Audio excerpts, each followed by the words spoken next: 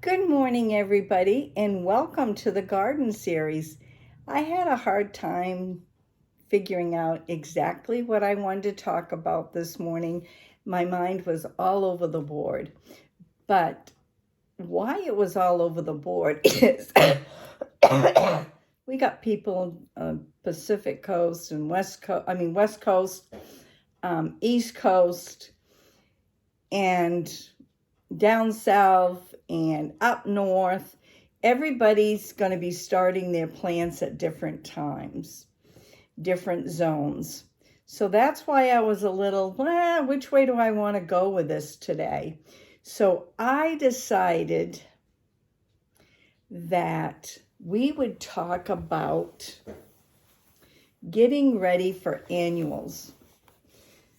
And, I'm going to be talking about vegetables, flowers, and herbs. I'm going to be talking a little bit about everything. And this information is coming from the Complete Guide to Gardening. And this is my other go-to book. Like I said, I only got a couple of go-to books. And I went to my first one, and I didn't really like what they had. And I thought this was more information. And I want to get the correct information out there because there are channels that don't put the correct information. I've tried some of the theories and it don't work. Either it didn't work for me or not in my area.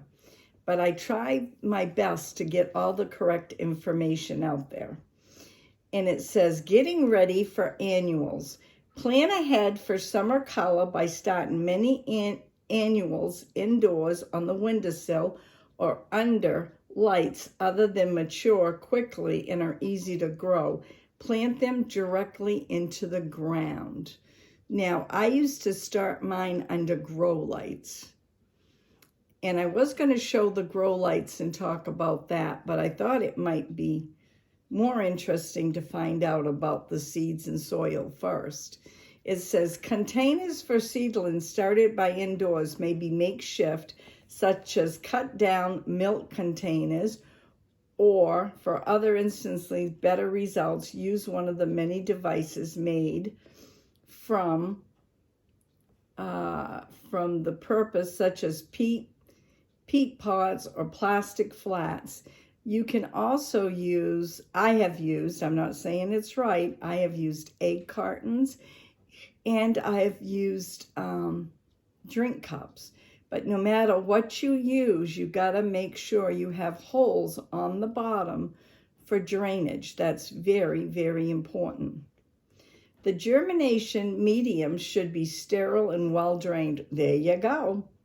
It may be purchased ready to use or made at home with peat and mill stagnum moss and fine Pedialyte or vermiculite in a 50-50 ratio.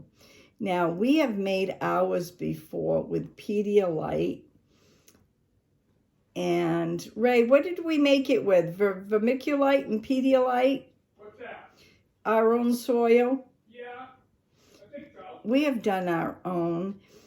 And I will tell you from my own experience is you can buy the Miracle Grow and the bags, but what we found out, and this is my experience only, it dries out way too quick. You have got to be right on it all the time. I would not go back and use it at all, but that's my experience. Don't use soil from the garden and don't reuse germination medium because both may not be sterile. Garden soil contains fungi causing baby plants to rot at ground level. Now, we've used soil many times. I think it's all in preference. If that's what the book says, well, it's probably true. If the containers is made out of peat or fiber, it may be wetter thoroughly before you may want to wet it thoroughly before use, or it will act as a wick and pull moisture from the sown medium. Place the flats or pots in water until they absorb all the moisture they can. That is so true. And if you're using a 100 tray or a 500 tray or a thousand tray, those are what they call plug trays. They're plastic and they have a hole on the bottom, and then you have another container, another plastic container with a lip like this, as long as the 500 or 100 or 1,000, and you put water in that, and that absorbs from the bottom up. Let's see. After the containers is completely moistened, lay the flat stone, gravel, old pantyhose, or newspapers in the bottom for good drainage. That is true. I've used newspapers many, many times. Fill the container with pre-moistened medium to within 1/4 of an inch to the top. The easiest way to wet the material is to place it in a saucer or plastic bag with water. The medium is difficult to moisten evenly if you place it into the container first. What we do is we get our soil all ready. It's damp. And then, I'll wait to see if it says it. Has ever happened to you? Your seedlings are growing strong and healthy and suddenly keel over and die. I've had that happen to me, too much water. This is probably dampening off sterile milled stagnum moss for another plant and medium. Improper spacing of seedlings will assist in keeping dampening off under control. For more information, you got to go to chapter 16 for insects and disease. What I find is once I get all my soil in the containers and start planting, I use a water bottle and I squirt. That's what I do to keep the soil moist. And if you don't have anything to cover it, you can cover it with plastic wrap, which I've done. If you have a plastic container, you can put it in a plastic container. It acts like a mini greenhouse. I've done that. Most annuals should be started indoors 6 to 8 weeks before the last predicted spring frost in your area. Begonias, coleus, dianthus, impatiens, geraniums, lobelia, pansies, petunias, salvia, and snapdragons will take longer. Yes, they will.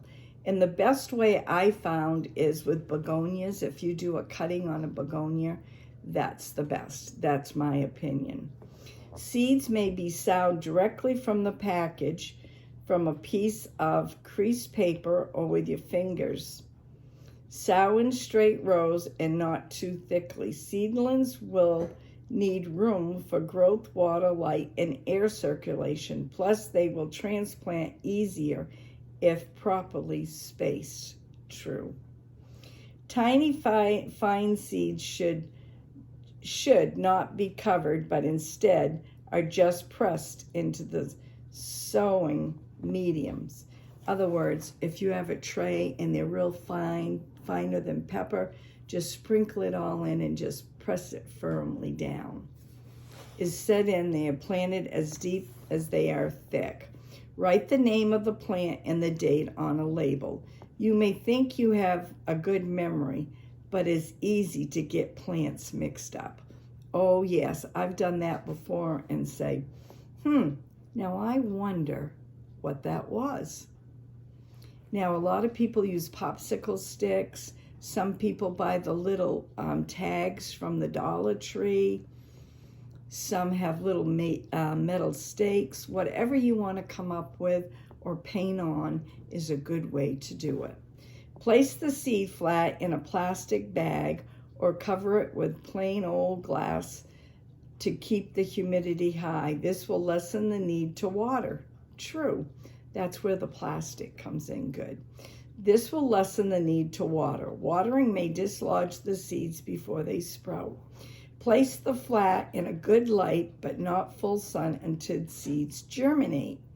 Generally heat underneath the flat from a heating cable. I've never used one of those. Or on top of a refrigerator can help boost. When you see signs of life, remove the plastic bag or glass and move the seedling into full sun.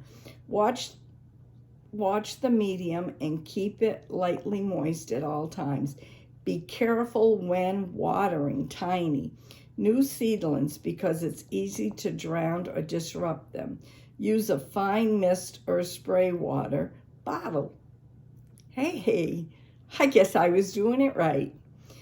Once a week when watering, add a soluble fertilizer at 1/4 of the recognized rate to ensure steady growth.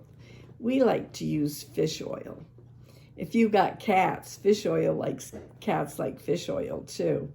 After 2 sets of true leaves have developed, transplant the seedling growth in flats to individual peat pots.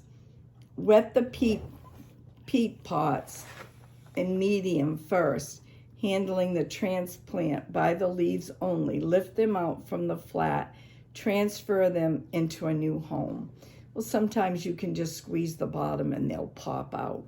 If you have a fluorescent light fixture, use it to germinate seeds and grow stocky plants. Keep the light on for 24 hours a day until the seeds germinate, cutting back to 12 to 14 hours after that. They may poke through the medium.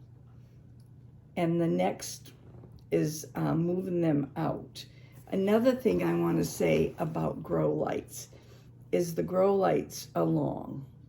Usually got 2 long bulbs. They're like fluorescent bulbs. And what you do when you first start is you have them just about down right on the container. And as they start poking through, you move that grow light up just a little, and then you move it up just a little bit more, and then you move it up just a little bit more. You just keep moving that grow light up. Well, I hope you liked this gardening series this week. Again, it was kind of like, what am I going to talk about? But it's getting ready for annuals. So anyways, let's see what we're going to have next week. You never know. It could be an herb. It could be, I don't know. We'll have to see. You never know what's going to be on my videos. Have a great day and catch me on my next video. And if you're not subscribed, hit that button and please share out. I'd love it if you would. Have a great day. God bless. We'll see you tomorrow. Bye now.